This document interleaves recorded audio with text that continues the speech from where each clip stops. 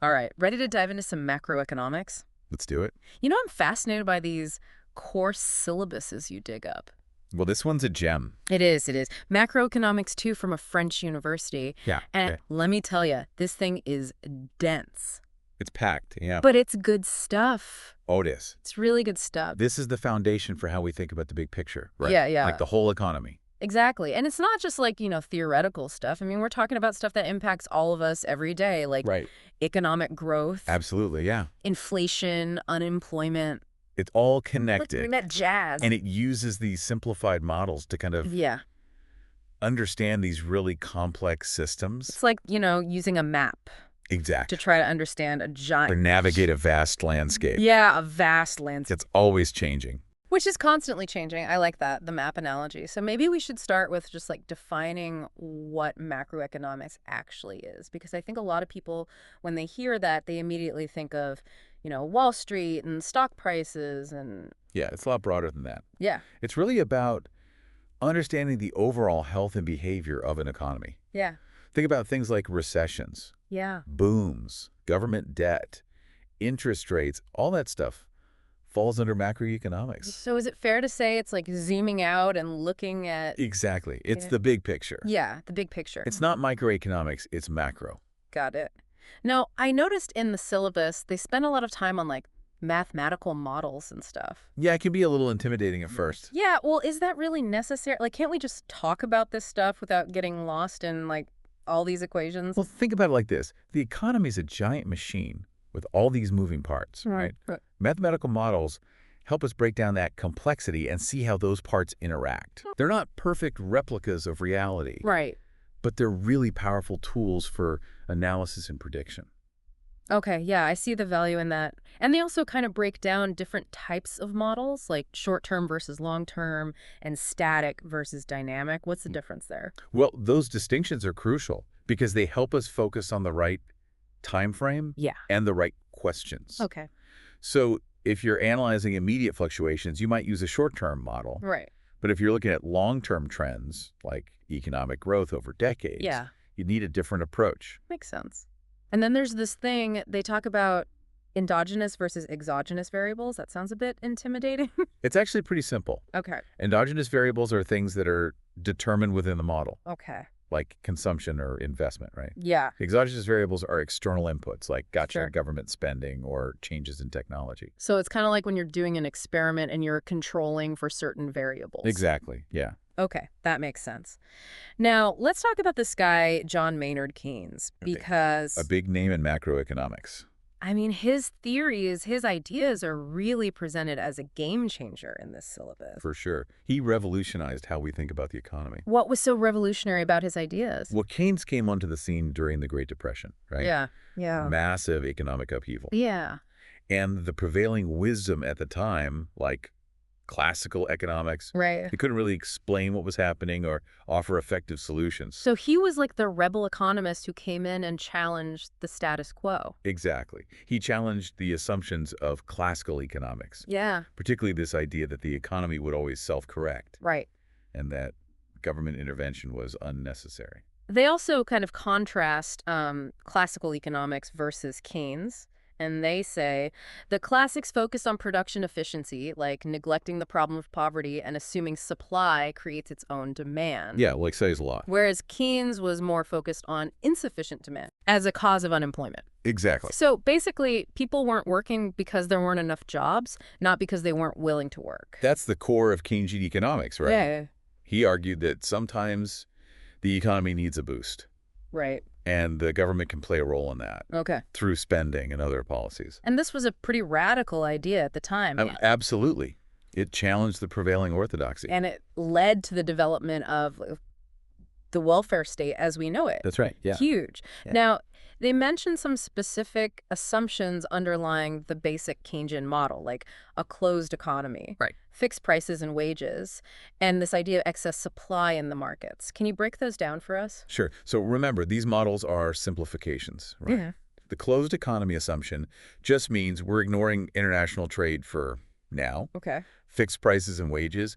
That assumption's about focusing on the short term, Gotcha. where those things don't typically change that dramatically. Okay. And excess supply in the markets. What does that mean? It means there's more goods and services being produced than people are willing to buy. Okay. And there's more people looking for work than there are available jobs. Right. This leads to what Keynes called involuntary unemployment. Right. People who are willing and able to work, Yeah. but simply can't find jobs. Okay, so now, how do we actually measure all this? Like, how do economists track these things like demand and output? Well, that's where this key equation comes in. Okay. Aggregate demand equals Okay. consumption plus investment plus government spending. All right. So This equation is basically the foundation for understanding how changes in these components impact the overall economy. if one of those pieces like goes up or down, it has like a ripple effect on the whole. Absolutely, like a domino effect. Yeah, like a domino effect. And that brings us to Multiplier effect. the multiplier effect. Yeah. Which I remember from, Econ 101. It's a key concept. But it's basically saying that like an initial injection of spending can lead to a much larger increase in overall output. Exactly. Like throwing a pebble in a pond. And the ripples spread out. Yeah, and the ripples spread out. That's a great way to think about it. So we'll definitely dive into that more, but maybe first we can break down each component Absolutely, yeah. of that equation, like the consumption, investment, and government spending. Yeah. Let's unpack those. Because I think that's key to understanding the bigger picture. For sure. So let's start with consumption. What determines how much people spend? Well, that's where Keynes' psychological law comes into play. Okay. He observed that people tend to spend more as their income rises, Right. but not proportionally. Yeah. Some of that extra income gets saved. Right. And that's where the marginal propensity to consume, or MPC, comes in. The MPC, I remember reading about that in the syllabus, but to be honest, it kind of went over my head. It's simpler than it sounds. Okay. Think of it as the fraction of each extra dollar you earn that you spend. Okay. So if your MPC is 0.8, that means for every extra dollar you earn, you spend 80 cents and save 20. Okay. This MPC number is a key driver of that ripple effect we talked about, the multiplier. So, like, if the government wants to boost the economy, they need to know this MPC number. Exactly. To figure out, like, how much money to pump in. To maximize the impact, yeah. That's pretty cool. Okay, what about investment? How does that fit into all of this? Well, investment in the short run is primarily driven by expectations of profitability. Okay. In the basic Keynesian model, we simplify things by assuming investment is fixed. Okay. But in reality, it fluctuates based on things like interest rates, business confidence, technological advancements. So if businesses are, like, feeling optimistic about the future, they're more likely to invest, which then leads to more jobs and boosts the economy. It's a virtuous cycle. Okay, got it. And lastly, government spending. That's something that, unlike consumption and investment, which are driven by individuals and businesses, government spending is something that, like, policymakers can They can directly control it, yeah. control. Yeah. So when we're hearing about all these debates about, like, infrastructure projects and tax cuts and stuff, they're essentially trying to manipulate this Keynesian model to Influence the economy. influence the economy. Exactly. That's pretty wild. Now, before we move on, it's important to note, I think, that the Keynesian model, Like any model, like any model, it has its limitations. yeah, for sure. It's a simplified representation of a complex reality. Right. But it's a powerful tool for understanding how government policies can impact the economy, especially during downturns. Okay, so I'm starting to get this, but before we get too deep into the policy debates, I think we need to fully understand this multiplier effect. Yeah, it's central to Keynesian economics. Yeah, because it's like this idea that a small initial change in spending can lead to a much larger. Right, a magnified effect. Yeah. So how does that actually work? Well, to really grasp it, we need to kind of dive into the nitty-gritty of Alrighty. how it works. Lead the way. All right, so let's start by visualizing it graphically. Woo, okay. The syllabus uses this aggregate demand curve to illustrate this beautifully. Hold on. I'm a visual learner, so I like where this is going. But before we jump into that, maybe you can set the scene a bit more. Like, Right. what are we actually looking at when we talk about the aggregate demand curve? It's essentially a graph Okay. that shows the total amount of goods and services demanded in an economy at different price levels. Okay. So as the price level goes down, the quantity demanded goes up, and vice versa. Got it. Now, how does the multiplier effect play into this? Okay, so imagine the government decides to increase its spending, say, on building new roads. Okay. That initial spending injection shifts the aggregate demand curve upwards. So visually, we're seeing that curve move up on the graph. Exactly. And here's where it gets interesting. Okay. That initial shift in the demand curve leads to a new equilibrium point, Okay. where output, or GDP, is higher than it was before. Okay. But the increase in output is actually larger Wait, hold on. than the initial increase in government spending. So the impact is like magnified. How does that happen? That's the magic of the multiplier effect, right? Okay. Think about it like this. The government spends money on those road construction projects, Yeah. creates jobs and income for construction workers. Okay. Those workers then spend some of that extra income on goods and services, right? Yeah. Creating income for other businesses and workers. Right. And so on. So it's like this chain reaction. Exactly. Yeah. One person's spending becomes another person's income, Yeah. which fuels more spending, and the cycle continues. My mind is blown a little bit. So can you give me a concrete example of how this actually plays out in the real world? Absolutely. So let's say the government decides to increase spending by $20 billion. Okay. And let's assume the MPC in this economy is 0.8. So that means people spend 80 cents out of every extra dollar they earn. Right. Now, the multiplier effect can be calculated using a simple formula. Okay. 1 divided by 1 minus the MPC. In this case, the multiplier would be 5. 5. So that means a $20 billion increase in government spending would actually increase GDP by $100 billion. Exactly. It's a 5-fold increase. That's the power of the multiplier effect. This is wild. I'm starting to see how all these seemingly abstract economic theories Right. can have such a real impact on people's lives. It's all connected. This is fascinating. It certainly is. We've only just scratched the surface of Keynesian economics. Yeah. There's so much more to explore, and the syllabus is a great roadmap for our journey. I feel like my brain's buzzing a bit, but in a good way. It's a lot to take in, I know. I need a moment to process all of this, but Take your time. I'm definitely ready to dive back in and see where this deep dive takes us. I'm looking forward to it. Yeah. The next chapter delves into this ISLM model, which builds on these Keynesian foundations by adding another layer of complexity. Ooh, sounds intriguing. It's where we start to connect the dots between the real economy Okay. and the financial markets. I'm ready for the challenge. All right, Let's do it. let's go. So, ready to add another layer to our understanding of how the economy works? I think so. This ISLM model you mentioned Yeah. seems like it kind of takes things to a whole new level. It does. It brings in the financial market Yeah. into the picture. So it's connecting like the real economy with Right. goods and services. Exactly. With that whole world of money and interest rates. And You got it. Yeah.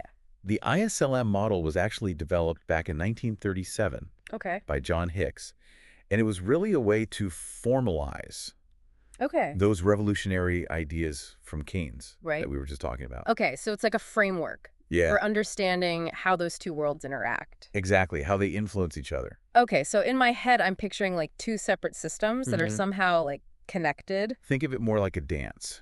Okay. You have the IS curve, which represents equilibrium in the market for goods and services. Okay. That's where, like, supply meets demand for all the stuff we buy and sell. Yeah. And then you have the LM curve, which Mhm. represents equilibrium in the money market. Okay. That's where the supply of money meets the demand for holding money. I think I'm starting to see the connection, Okay. but I gotta admit, I'm a little lost on what equilibrium Yeah. actually means in this context. It's basically a point of balance. Okay. Think about a seesaw. Okay. Yeah. When it's perfectly balanced, neither side is going up or down. Yeah. Yeah. That's equilibrium Okay. in the goods market. Yeah. It's the point where the total amount of goods and services produced Okay. equals the total amount people are willing to buy. Got it.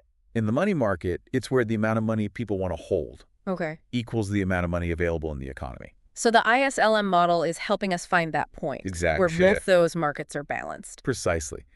And the cool thing is, Okay.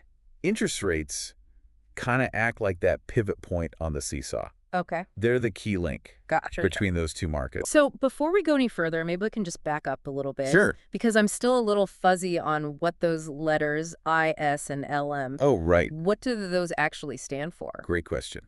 IS stands for investment and savings, Okay. which are the key drivers of equilibrium in the goods market. Okay.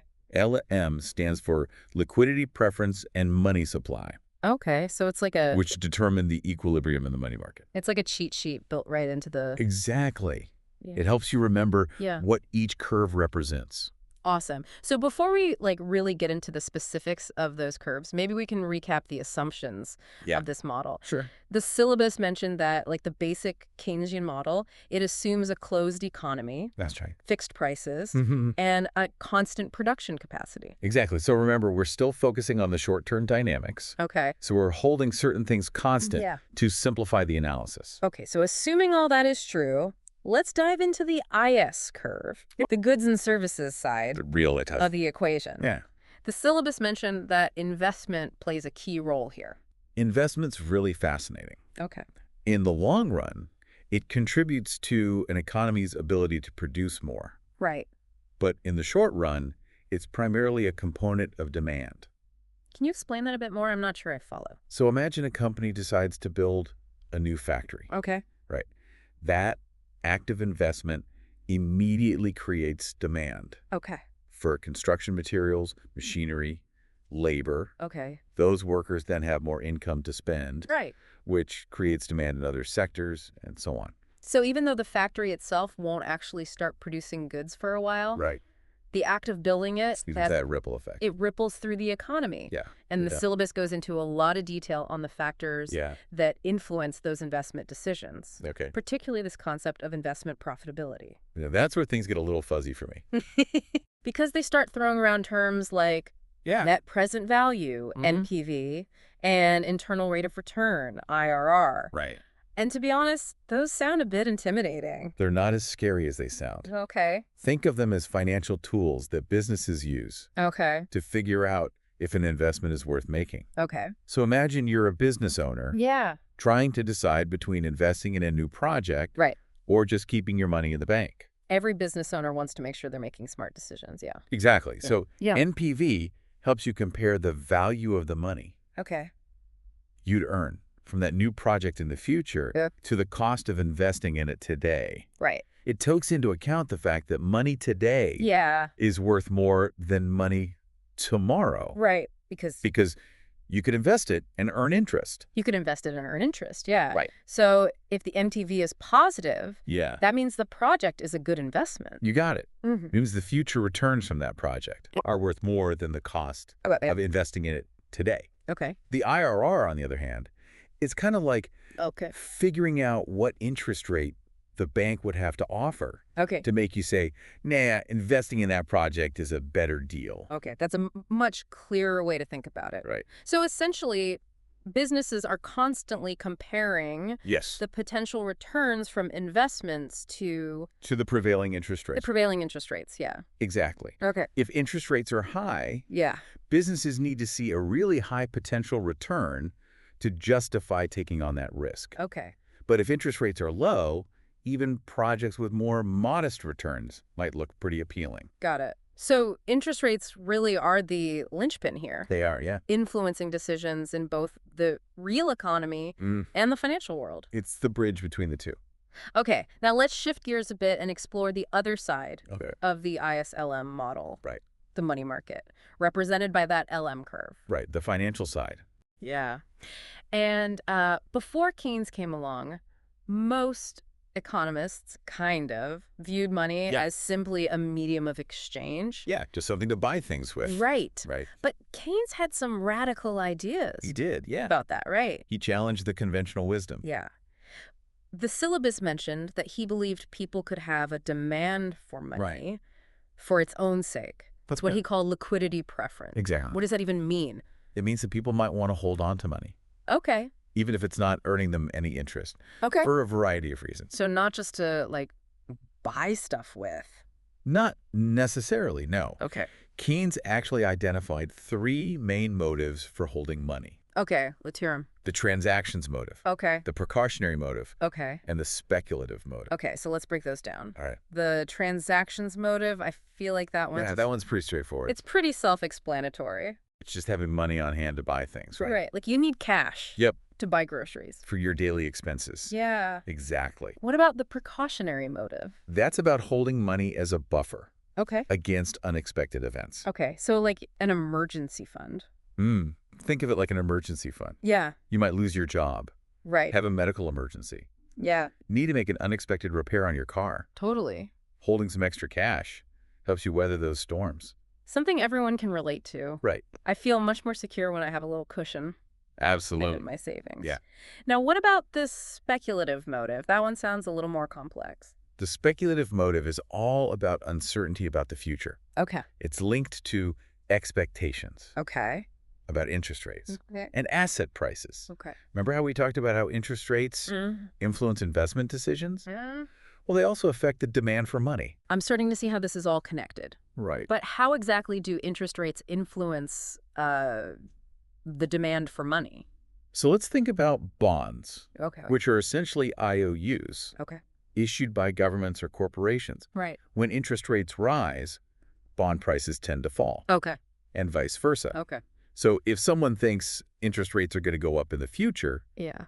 they might hold on to cash instead of buying bonds. Because they expect those bonds to lose value. Exactly. That's the speculative motive in action. Wow. People are trying to anticipate future market movements and position themselves accordingly. So the higher the interest rate, the less attractive it is To hold on to cash. to hold on to cash. Yeah. Yeah, because you're missing out on potential earnings. Right. The lower the interest rate, Yeah. the more attractive it is to hold on to cash. Because you're not sacrificing as much. Exactly. You're not sacrificing much in terms of potential returns. Wow. It's like a constant tug of war It is, yeah. between the desire to hold on to cash Oh. for security and the desire to... To invest Yeah. for potential gains. Yeah.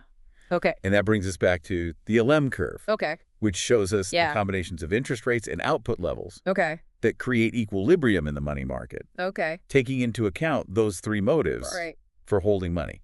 Okay, so we've got the IS curve representing the goods market, the LM curve representing the money market. Yep. They both seem pretty complex on their own. They are, but How do we even begin to analyze them together? that's where the magic of the ISLM model really comes in. Okay. Graphically, we can plot both of those curves Okay. on the same graph Okay. with output, or GDP, on the horizontal axis Yeah. and the interest rate on the vertical axis. Okay. The point where those two curves intersect, that's the sweet spot. Okay. The equilibrium point where both markets are in balance. So it's like finding the coordinates on a map that lead to a hidden treasure. You got it. And once we have those coordinates, Yeah. we can start to analyze Okay. the impact of different economic policies, Okay. like changes in government spending, taxes, or the money supply. Now we're talking. This is what I'm really interested in. Right. This is where the rubber meets the road. Yeah, how all this theory translates Exactly. into real-world Real-world decision. policy decisions. That's the ultimate goal. Yeah. To understand how these models can help us make sense of Right. the economic forces Yeah. shaping our world. Now, before we jump into that, Yeah. I do have one question about the ISLM model itself. Okay, Shu. What happens when things don't go according to plan? That's a great question. I mean, the real world Yeah. is messy. It's unpredictable. Absolutely. Are there situations where this model breaks down? You're right. Economic models Yeah. are simplifications. Yeah. They don't always capture every nuance Right. or account for every unexpected shock. The syllabus actually has a whole section Oh, cool. exploring some of those special cases Okay. where the standard ISLM model Yeah. might not fully explain what's happening. Okay, now you've got my attention. Tell me more about these special cases. So one really interesting case is what economists call a liquidity trap. A liquidity trap. Yeah. Sounds kind of scary. It can be, yeah. Like the economy is stuck in quicksand. It's a situation where interest rates are already so low Yeah. that conventional monetary policy, like increasing the money supply, Right. becomes ineffective. Like pushing on a gas pedal that's already floored. Exactly. You can push all you want, but the car's not going to go any faster. Okay. In a liquidity trap, people are so risk-averse, Yeah. they just hoard cash, Right. even at near-zero interest rates. Like squirrels stashing nuts for winter. Exactly. Even if their cheeks are already bulging. So what's the solution in a situation like that?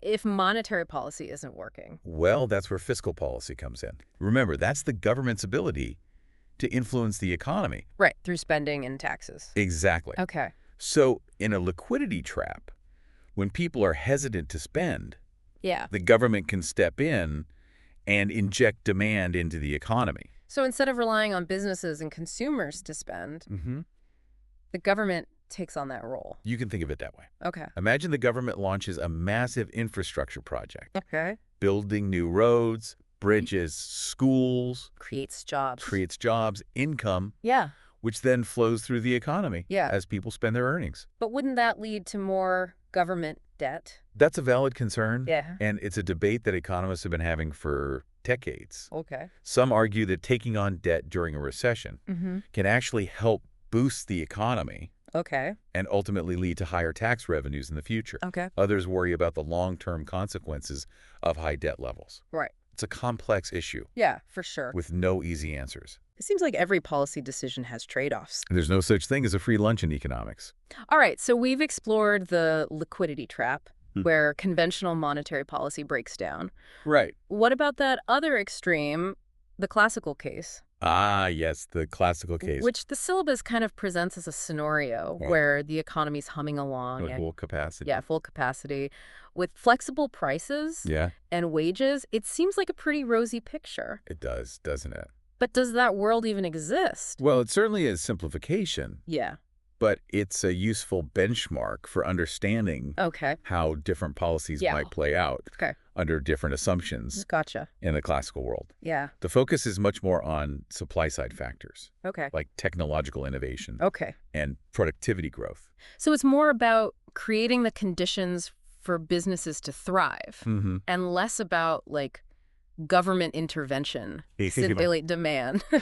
Yeah. In this scenario, an increase in government spending Okay. might actually crowd out private investment. So it's like trying to squeeze more juice out of an already full orange? Exactly. You just end up making a mess. You're just going to make a mess, yeah. So in a classical setting, the economy is already operating at its potential. Okay.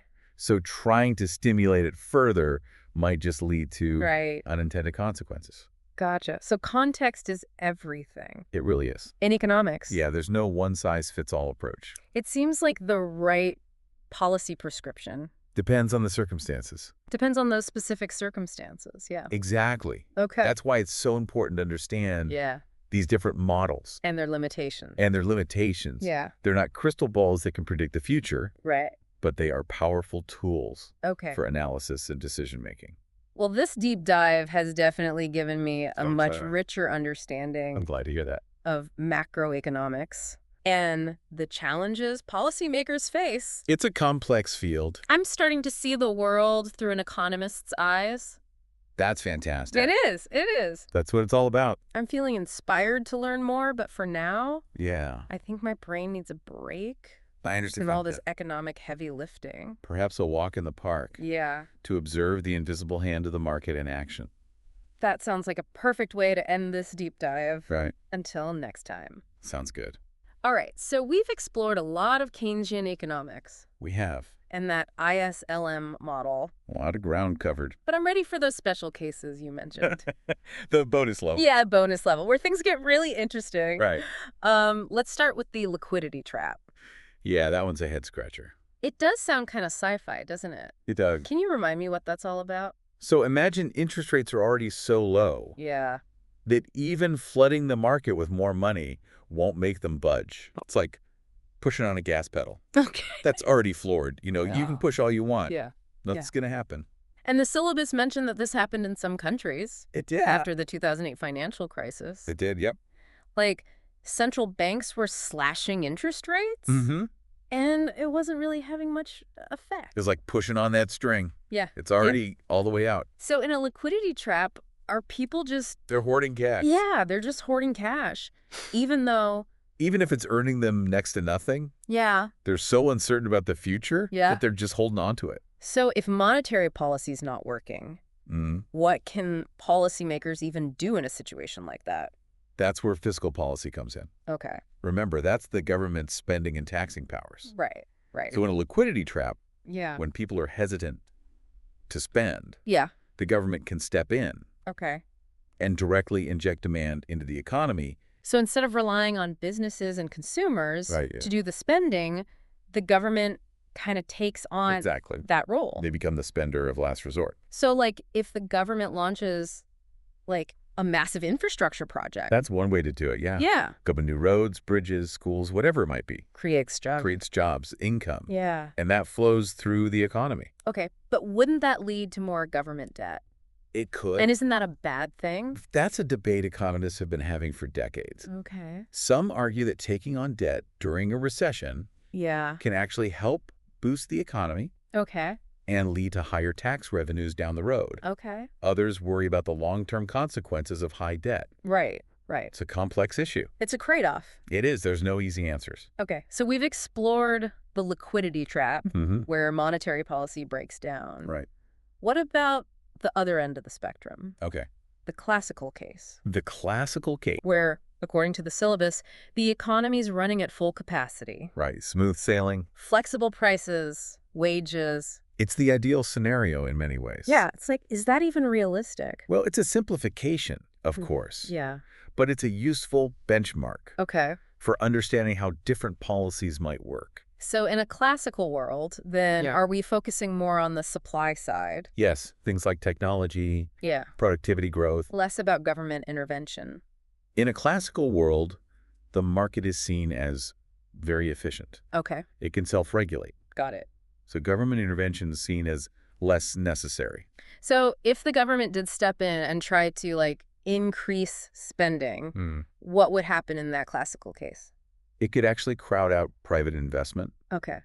leading to higher interest rates and inflation Okay. instead of boosting output. So it's like trying to, I don't know, pour more water into an already full glass. Exactly. You're just going to make a mess. Okay, so it seems like in economics, context is everything. It really is. There's no one-size-fits-all Oh. approach. The right policy depends on the specific situation, Yeah. which is why it's so important to understand these models And their limitations. and their limitations. I feel like this deep dive has given me Good, I'm glad. a much better grasp of macroeconomics. It's a fascinating field. It really is. And the challenges that policymakers face. It's a tough job, It is. It is. making those decisions. But I think I'm going to need a little break I understand. from macroeconomics now. My brain is, A little fried. yeah, a little fried. Maybe time for that walk in the park we talked about. Yeah, to see those market forces The invisible hand. in action. Exactly. All right. Well, until next time, Sounds good. keep those economic engines humming.